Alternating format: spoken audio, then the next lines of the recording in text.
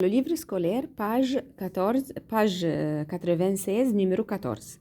La longueur d'un côté du carré dont l'aire est 36 cm² est plus grand ou plus petit que la longueur du côté d'un carré dont le périmètre est 20 cm.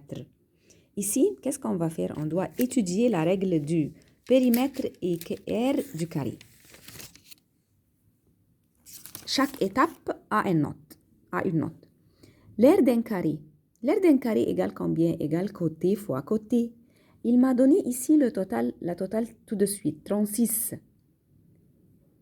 La longueur du côté d'un carré dans l'aire, c'est-à-dire l'aire du carré est 36. Alors, pour savoir la longueur d'un carré, la longueur du côté d'un carré, qu'est-ce qu'on va faire? On va faire la règle d'abord. L'aire d'un carré égale côté fois côté. Il m'a donné l'aire, 36. Ou le carré, c'est-à-dire tous les côtés sont égaux. Tous les côtés sont égaux. La longueur des côtés sont égaux. 36, c'est-à-dire on doit écrire deux nombres, les mêmes nombres. On va multiplier les mêmes nombres ensemble. 36 se trouve dans la table. 4 et 9 et 2 et 3. Mais on doit choisir un nombre semblable, c'est-à-dire 6 fois 6 égale 36. Le carré, tous les côtés sont égaux. L'aire d'un carré égale 36. Alors 36 égale côté fois côté, c'est-à-dire égale 6 fois 6. Donc la côté égale 6. On va écrire ici 6 cm. Puis, la longueur du côté d'un carré dont le périmètre est 20.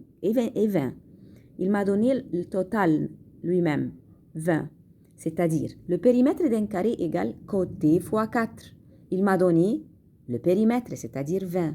20 égale combien fois 4? Pour savoir la côté. 20 égale combien fois 4? C'est-à-dire 20 divisé par 4 égale combien? Égale 5 cm.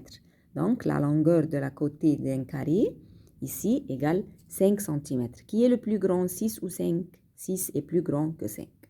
Alors, dans cet exercice, il y a plusieurs étapes. D'abord, on va écrire la règle lui-même et on va savoir ce qu'il m'a donné, les données de l'exercice. 36, ça c'est l'aire.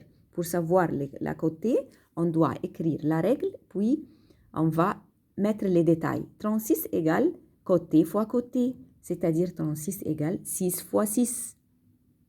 Et après ça, on va mettre la même chose pour le périmètre.